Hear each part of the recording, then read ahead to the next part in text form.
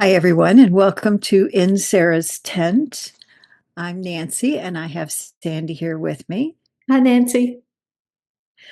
Um, we call our podcast In Sarah's Tent because Sarah was a righteous woman, and her trait was hospitality. And so her tent flaps were open.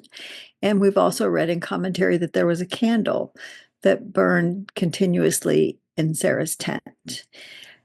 And so, what we're doing is we're just reading through the Torah and talking about it. Nothing really deep or profound, or um, it's not like we're scholars or anything. We just read and read the commentary and discuss it. So, we're up to the the story of the flood, Noah and the flood, and the flood has stopped and they have come out of the flood, out of the ark. And now Sandy's going to read for us. We're in chapter 9. Chapter 9, yes. Okay, we'll be reading Genesis chapter 9, verses 1 through 7. God blessed Noah and his sons, and he said to them, "Be fruitful and multiply and fill the land.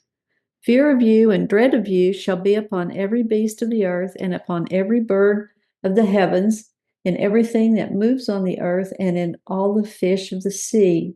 In your hand they are given. Every moving thing that lives for you shall be for food, like the green herbage I have given you everything. But flesh with its soul in its blood you shall not eat. However, your blood, which belongs to your souls, I will demand of every beast. Well, I demand it, but of every man, for that of his brother, I will demand the soul of man. Whoever sheds the blood of man, by man shall his blood be shed. For in the image of God he made man. And you be fruitful and multiply, be prolific on the earth and multiply on it." Thank you for reading that. Yes, ma'am. So, first, I want to look at the verse 1 and verse 7.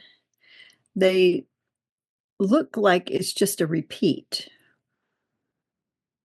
It says, "Be fruitful and multiply and fill the land." And then it says, "Be fruitful and multiply, be prolific on the earth and multiply on it." So pretty much very, very similar. Mm-hmm. But we've also seen that somewhere else. In Genesis 1:28, it is the exact phrasing that we have in verse 1. It says, "Be fruitful and multiply and fill the earth."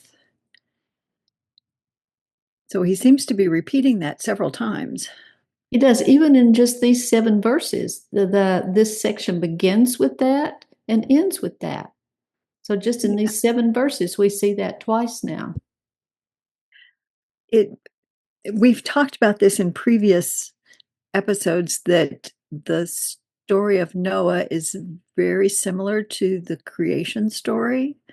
Mm-hmm. And we see, the male and female animals 2 by 2, and Noah being the new Adam, and Adam having 3 sons, and Noah having 3 sons. So we do see similarities. And here again, this echoes back to the creation story of "Be fruitful and multiply and fill the earth." Yes, and a commentary in our Humash is, I believe you had commented on this as we were talking earlier, that um, it's a blessing and a commandment to be fruitful and multiply. And it says when Noah left the ark and saw the world destroyed, with only 4 human couples still alive, he was dismayed and fearful. God allayed his concern by giving him this blessing that the world would become repopulated. Oh yeah, I guess he did need some reassurance there and I've read in other commentaries that he did not want to have more children, because if the world degenerated to the point it had been before, well, there'd be another flood, which is why God promised him that he would not do that again. So it seems like he's just keeps reassuring Noah, it will be okay. Yes, have children, multiply. Like he needs that reassurance. Yeah. Yeah. And again, it's like a rebirth. The world is starting over. Right. Yeah. So now let's look at verses 2, 3, and 4. They kind of all go together. They have kind of a similar theme. Verses 2, 3, and 4 about the animals and our relationship with the animals. Yes, and that's some interesting comments there, I think. Not, I don't quite understand all of it. It says, "The fear of you and the dread of you shall be upon every beast of the earth, and even the birds and the fish." I wanted to read, if I may, Nancy, a commentary in our Humash on that, because looking at our world today, and you and I were talking earlier, has this been fulfilled? Do animals have a natural fear and dread of humans? Um, we hear of animal attacks, shark attacks. So I'm wondering if this is has been fulfilled, or is this something yet to come? I don't have specific information on this, or I haven't researched it or Googled it, but just my general sense is, in general, animals avoid us. Yeah. If we, like, I live on a farm, and if I walk out into a field where there are deer, they run away from me. Or if there's a coyote out there and I walk out there, it runs away from me. So I think in general, if we don't provoke them or Mhm. don't, Threaten them in, in some way? yeah, invade their territory, if we, Yeah. like, anyway, yeah, like sharks. Yeah. We're out there and with them, and they like, who are you? Oh, food. Well, um, and we see um, bears and their cubs. There's that natural instinct that the mama bear is going to protect her babies. So if they perceive us as a threat to their baby, yes, they will attack. But again, it's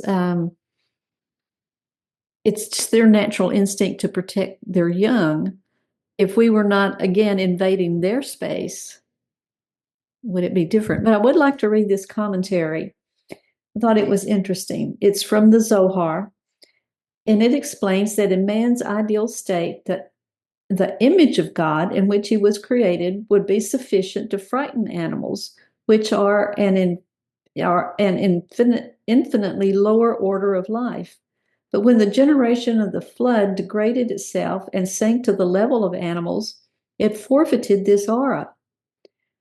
Now God restored that blessing. This concept means that as long as man is true to his godly image, he need not fear beast. But if he descends from his calling after the fashion of the generation of the flood, he must indeed fear the beast of the wild. So that brought up the question in my mind, since we do see on occasion animals that attack or seem not to be fearful, are we headed back to the level of the generation of the flood? And that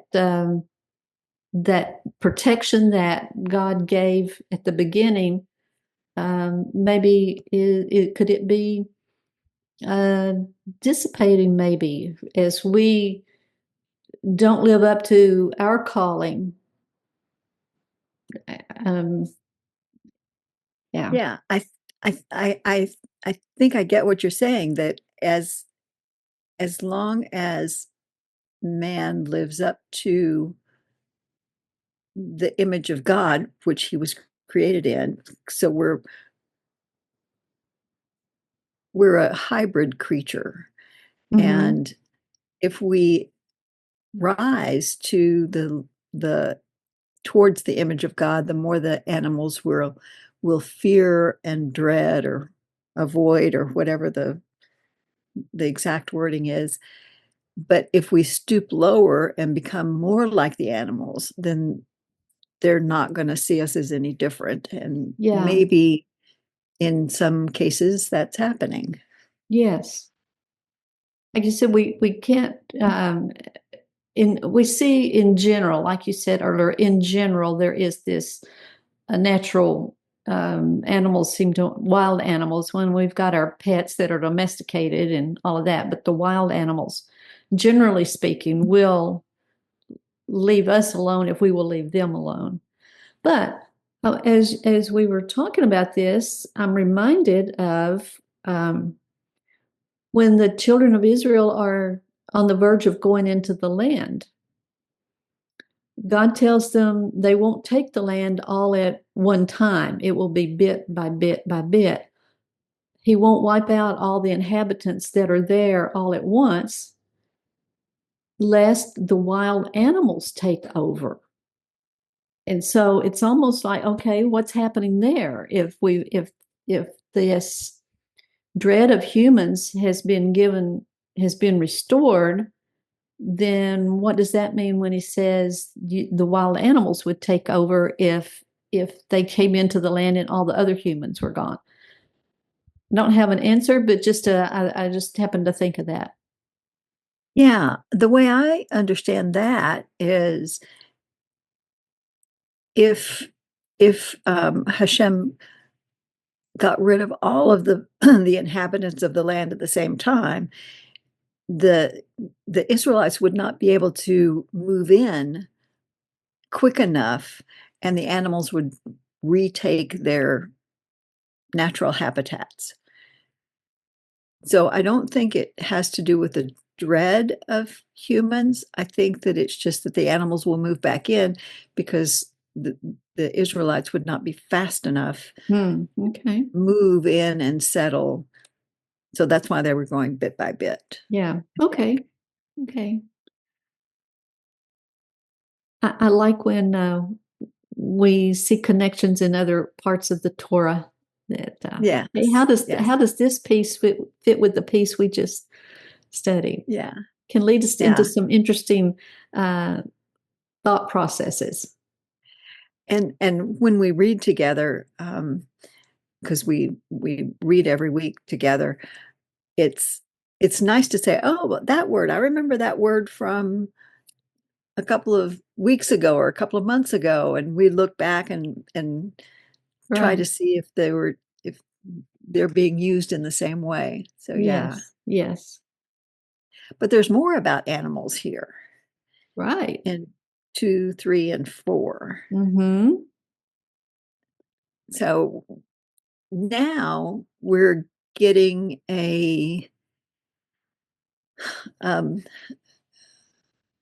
more options for food. Right. You remember we were originally designed as vegetarians to eat only vegetation. That was the original design, and that was the plan for these 10 generations. But now Hashem specifically is saying that he's allowing people to eat meat. Right. Every moving thing that lives is for you food. Yeah. So, which is interesting. There's 2 interesting points about that. One is there's a caveat, and the caveat is about blood. Right. So you can't eat it with blood, and we can talk about that. And the other thing is there's no limitation as to which animals can be eaten. Yes, and that was the question I wanted to bring up. At this point, are there no what we now call kosher animals? That Because later when we get into when the Torah is given at Mount Sinai, there's a list of these are the animals you may eat and these are the animals you may not eat, and birds and insects and the fish. But it appears there's no restriction here other than you cannot eat anything that still has its blood in it. So before Sinai, were there no kosher laws the way we think of kosher laws today? The split hoof and chewing the cud and fins and scales and all of that? I thought there was, but I don't see it here. Right. But I do have an interesting thought. Some of the animals were just male and female, one pair, and Right. some of them were 7 pairs, and those were for offerings Right. to HaShem.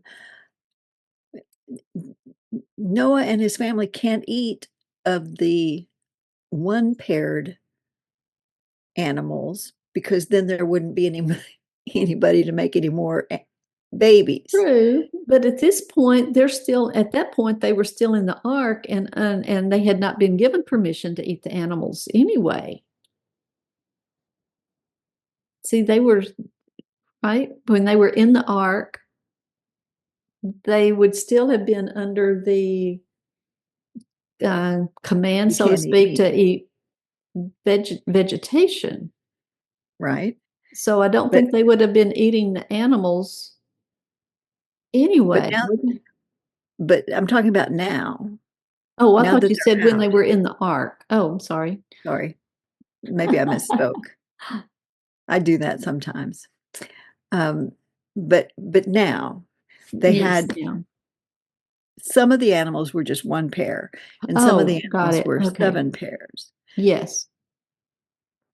So if they wanted to eat an animal now, they would necessarily eat out of the 7 paired animals, and those were the kosher animals because Okay. those were the only ones that were They were clean. offered. Yeah, Yeah, for clean. offerings. Yeah. So Or maybe, did they have to wait until the animals had multiplied and then they would start eating from the herd, so to speak? yeah, yeah, maybe later. But yeah, I had always assumed that the kosher laws always existed, Yeah. I but you raise a good point. I don't see that here, and No, so I don't know. yeah. And even looking at the Hebrew word, it says all remes, moving things that lives for you. And it other than the only restrictions we see here is you cannot eat blood. So, yeah. And that the restriction about not eating blood, I take that in 2 different ways. One is you're not going to eat a live animal. Right. And the other is you're not going to rip off a piece of the animal while it's still alive, just Right. like chop off its leg and eat it while it's still alive. And you're not going Right. to eat a whole animal while it's alive. So that kind of leads to you got to be kind to animals. You've got to be Yes. a little bit not cruel. No cruelty to Yes. animals. Yes, I've heard rabbis say when it comes time to slaughter an animal, you do the least, you inflict the least pain possible. And we've learned from the rabbis that the kosher way to slaughter an animal is absolutely the most humane way. They're, the way they checked it, that it's dead almost instantly and feels even just the tiniest. And they are so careful about the knife that they use that it's so sharp, has no nicks, nothing that would interfere with the as painless as possible slaughter of the animals. So yes, I think we definitely see here that we can't needlessly inflict pain on anything. I infer that from the blood restriction. Right. But yes, we don't want to eat anything that's still got blood in it. And I assume that means it's still alive. Yes. Or it was not slaughtered in a kosher manner, and all the blood drained out of the animal. And I know there is a process that you can go through if you're not sure about that, where you salt the meat and wash it. And there's a way to do it. I'm not really versed on all the details on that, but there is a way, if you're not sure about it, that you can draw the blood. If there's any blood left in the meat, you can draw it out. Just a little personal note there. I think your vegetarian way of life is probably a lot easier and simpler than you don't have to worry about, was this vegetable slaughtered properly or not? Right. Is my knife sharp enough to cut the tomato? Yeah. Oh, yeah. But I wonder why before now, why, I mean, we may have talked about this in the past and we don't have to spend any more time on it, other than it just makes me think, what changed here? At creation, they could only eat, or they were not given permission to eat the animals. They could only eat the herbs and the vegetation. So I wonder what changed when they came out of the ark. Why did God lift that, or give them this freedom? I guess might be a better way to say it. He gave them now the freedom to eat the animals and the fish. And Yeah, yeah, that's a good question. yeah, I'm sure there's a lot of commentary on different reasons offered. yeah. I also have heard that the animals also were vegetarian originally, and they didn't become carnivores until after the flood. Mm. So it was man and animals both had a change in diet after the flood. Right. Okay. Interesting. It is interesting.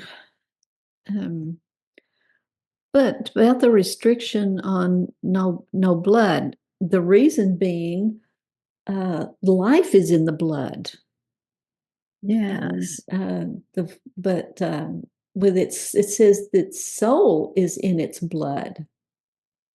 That even makes it a little more special or sacred, maybe. And I'm thinking there's somewhere later on, and then after the Torah is given at Sinai, isn't there guidelines on that if you've slaughtered an animal, you bury the blood, you cover the blood, you treat it with respect. You don't Yes. just slaughter the animal and just let the blood stay on wherever. I think it has to be covered. So that tells me there is something very holy about the blood. Interesting. Yes, because I've always thought of the soul as being breath, Mm-hmm. the breath. But you're right, it's the blood, not the breath. Yeah. Okay. It's the breath of life. But yeah, this says um, let's see, what does it say? It says the soul in its blood. So not quite sure exactly what that means, that the soul is in the blood, Yeah. but later, it's repeated at Sinai in the Torah. It's very, it's repeated again. You do not eat the blood. Do not eat blood.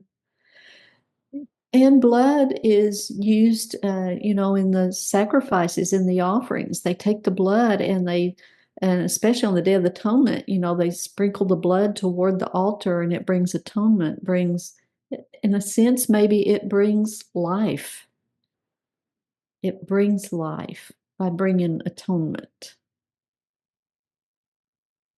Yeah. Yeah. Interesting observation. Thank you for Yeah. bringing that up. Yeah.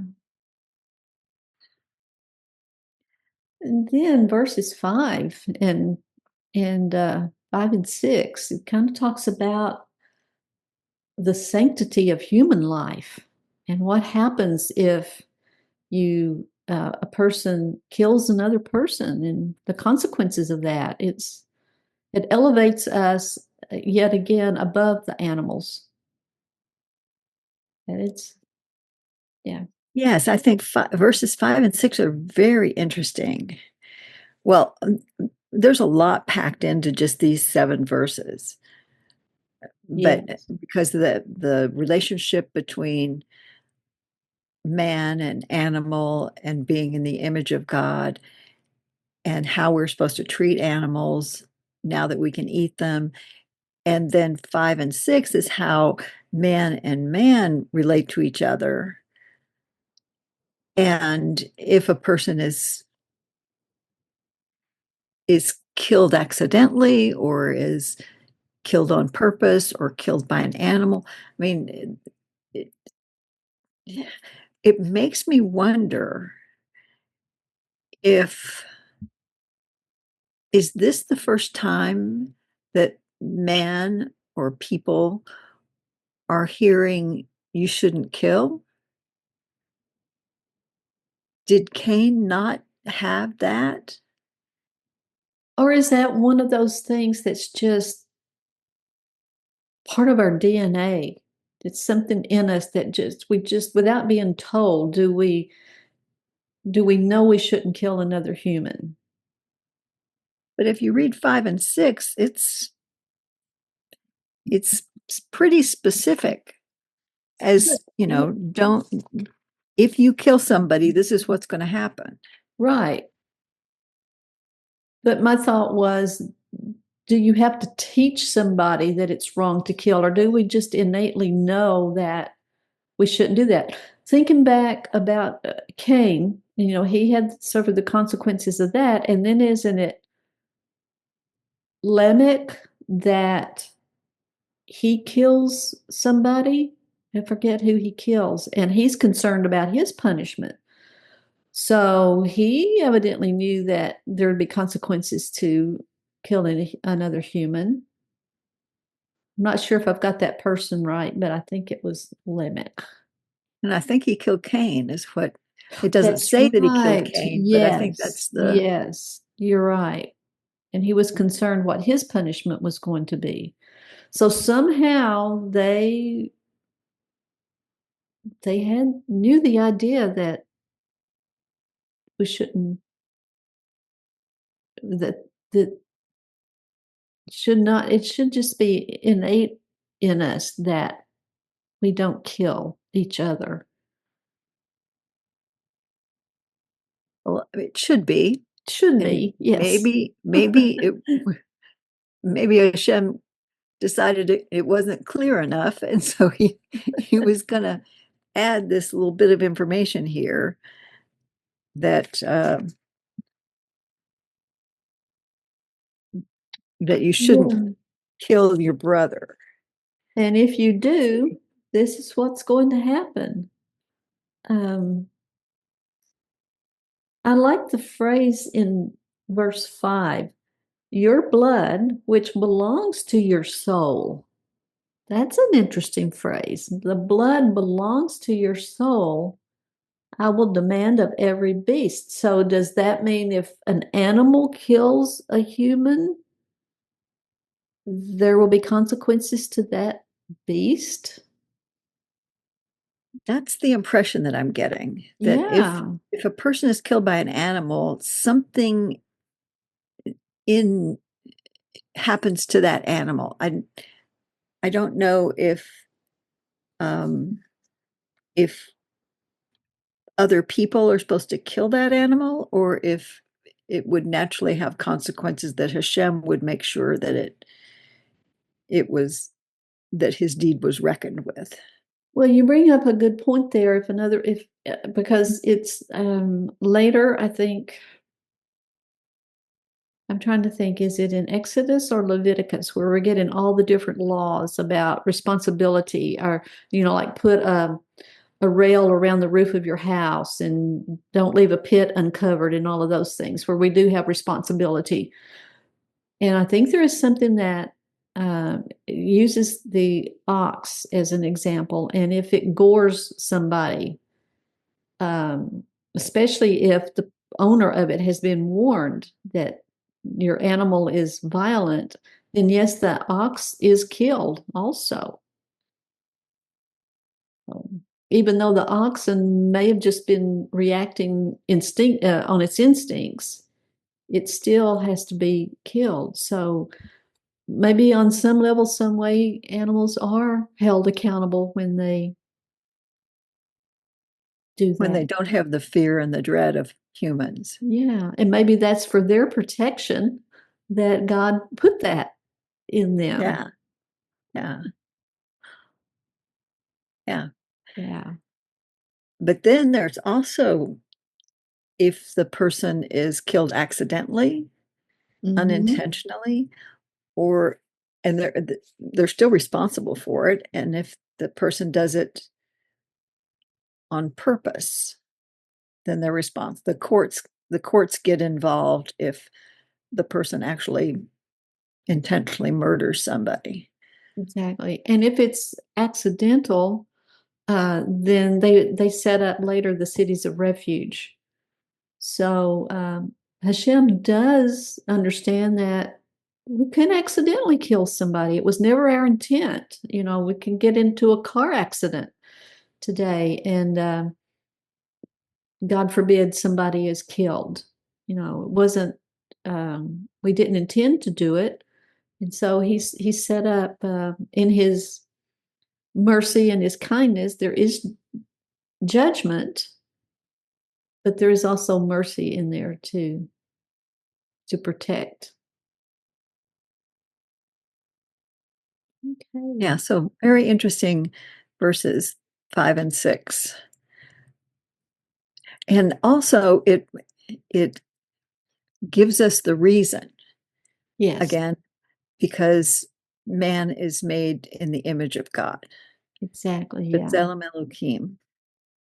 And that's the reason why it's so important not to kill somebody. Right. Right. No matter what. Like accidentally. You have to be very careful not to accidentally kill somebody. Right. Not to be reckless in not paying attention or negligent and somebody gets killed. We're still responsible. So we should still be careful, even if we're not intending to kill somebody. Exactly. There's still consequences to it because we are in the image, and I love that he puts a definite distinction between us and the animals. That we are elevated above the animals. We don't always act like that, though. Some people, generally speaking, we can act very animalistic at times, but the ideal was that we are elevated above the animals. Oh, I just thought of something.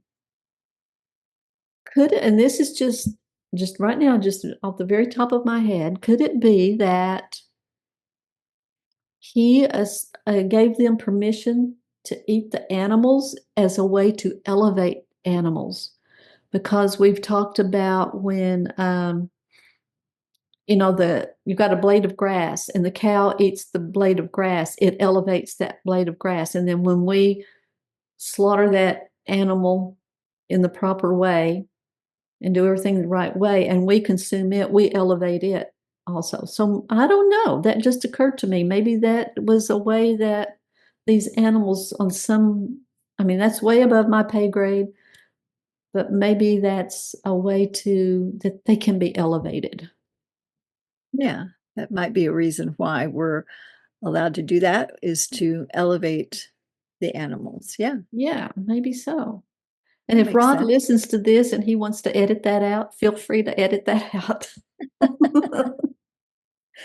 That's just my crazy little brain going off on a tangent. Oh, we're And almost so to then the end. we're back to verse 7, back to verse 7. We're finally at verse 7, but it's back to the It's same back thing again, exactly. as to what, The end is in the beginning. yes, yes. So again, we have be fruitful and multiply. And this one's a little bit different. It says to Mhm. be prolific, but it Prolific. means to be scattered, Oh, okay. scattered over the earth. So don't stay in one Don't place, but bunch it. to Oh, and we know what happened when they did stay in one place at the Tower of Babel. Then he scattered spoiler them. They alert. evidently weren't scattering out like they were supposed to, and said, okay, I'll help you with that. He tells us what to do, and if we don't do it, Yeah. then things don't go the way they're supposed to. No. One way or the other, God's will be fulfilled. And we can, Yeah. He says scattered, we either scatter or he scatters or he us. will scatter us. That's true. That's good. Well, I have a takeaway, unless we've got something else, Nancy, that you wanted to cover on that, or we want to do our takeaways. No, I'm ready for the takeaways. Okay, well, mine is just what we've been talking about, how humans are elevated over the animals. But I'm going to add a little bit to that, that maybe there is a way that we can assist in elevating the animal. I'm not saying like to the level of a human, but I don't know. We'll see. And I think in these verses, we see the value of human life and the respect that we need to show all living things. Good, good. Yeah, my takeaway is very similar. Of course, we're only looking at 7 verses, so um, and we have similar minds. So knowing our place in the hierarchy, there's HaShem at the top, Yeah, and then humanity, and then the animals, and we need to strive to be more HaShem-like than animal-like.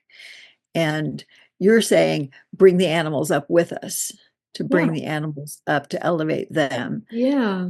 Ever what that means. Yeah, Yeah. So we have a responsibility towards our fellow man and also a responsibility towards the animals to treat everybody or everything that has blood, that has life, in a kind way, and to elevate them. exactly. And Very good. whether they're, like we said, we're made in the image of God, which elevates us. Even though maybe we can't see animals were made in the image of God, they are still God's creation. Yes. And Yes. and for no other reason than that deserves the care and respect that we should give it. Right. Okay. Well, very good. That's a wrap for our episode, what, 18? 18, yes. Yeah. Well, thank you everybody for joining us here in Sarah's tent, and we will see you next week in Sarah's tent. Bye. Bye.